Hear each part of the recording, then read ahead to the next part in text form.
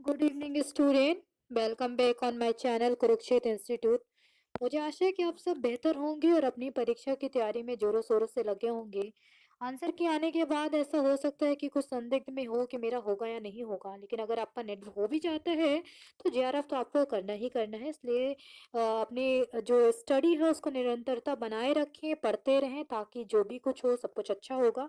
इस वीडियो के माध्यम से हम गौरीदास शर्मा जी का जो देवनानी जेठानी के उपन्यास है उसको देखने की कोशिश करेंगे। और छोटे से वीडियो में अगर हमारा एक उपन्यास कंप्लीट हो जा रहा है तो इट मीन्स कि बहुत है हमारे लिए, क्योंकि जब हम एक उपन्यास को पूरी तरीके से स्वयं पढ़ते हैं तो बहुत टाइम ले लेता है। और अंत में क्या होता है कि कुछ पात्र याद रह जाते हैं, कुछ भूल जाते हैं। तो इस वीडियो के माध्यम से हम कोशिश करेंगे कि हमें इस वीडियो के माध्यम से हम गौरीदास शर्मा जी के ये उपन्यास को देखने का प्रयास करेंगे। चलिए देखते हैं कि इनका जो उपन्यास है वो क्या, इन्होंने क्या लिखा इसमें, इसके अंदर क्या, इसकी पृष्ठभूमि क्या है, आइए सब कुछ देखते हैं।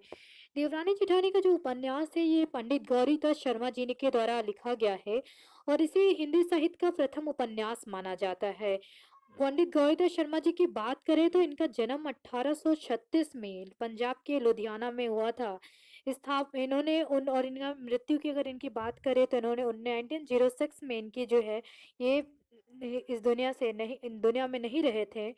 और अगर इनके उपन्यासों में विशेषता की बात करें तो ये देवरानी जेठानी की जो कहानी है ये 1817 का उपन्यास है, यानी कि 1870 में इसको लिखा गया था। और पहला उपन्यास ऐसे गोपाल रॉय ने कहा कि यह पहला उपन्यास है।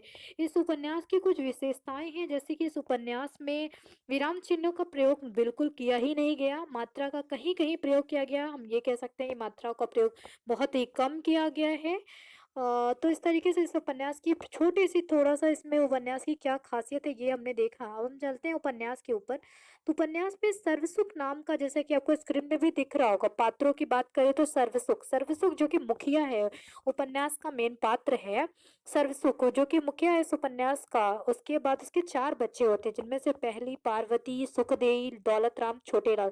पार्वती जो होती है वो उसकी बड़ी बेटी है जिसका विवाह दिल्ली में कर दिया जाता है। सुखदेई जो होती है उसकी छोटी बेटी है जिसकी मंगनी की जाती है वंशीधर कबाड़ी हापुड़ के यहाँ पे। और दौलत राम जो होता है उसका बड़ा बेटा है जिसके दो बच्चे होते हैं, एक पुत्र होता है कन्हैया, दूसरी उसकी पुत्री होती है मुलिया।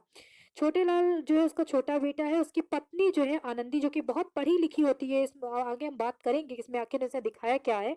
तो छोटे लाल उसका छोटा बेटा है और जिसके भी दो बच्चे होते हैं, जिसके दो पुत्र होते हैं, नन्हे और मोहन। उसके दो पुत्र होते हैं। इस जो स्टोरी है इसमें और भी सारे पात्र हैं, जैसे कि मुंशी टिकट हर नारायण है, हर सराय है, मुंशी टिकट नारायण है, ये सब शहर के अमीर हैं। इन लोगों को भी जिक्र इस उपन्यास में किया गया है। लेकिन जो अगर मुद्दे की बात करें, इंपॉर्टेंट पात्रों की बात करें, तो यही चार जो इनके बच्चे और सरसुख जो इनका जो है इनके पिताजी, और साथ में इनकी बहू आनंदी जो छोटे लाल की यानी कि छोटे बेटे की पत्नी है, उन ये इम्पोर्टेंट जो पात्र हैं इस उपन्यास के ऊपर इम्पोर्टेंट पात्र हैं।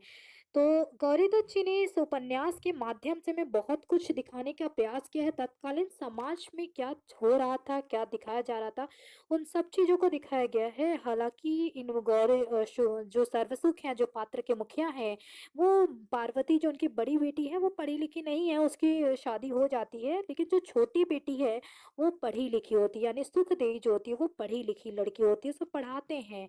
इसी तरीके से जो छोटा लड़का भी है वो भी पढ़ा लिखा होता है। दौलत राम जो है, सॉरी छोटे लाल जो उसका छोटा बेटा है, वो भी पढ़ा लिखा होता है। यानी कि सरसों के जो दोनों छोटे बच्चे होते हैं वो पढ़े लिखे होते हैं, जो बड़े वाले होते हैं वो पढ़े लिखे नहीं होते हैं।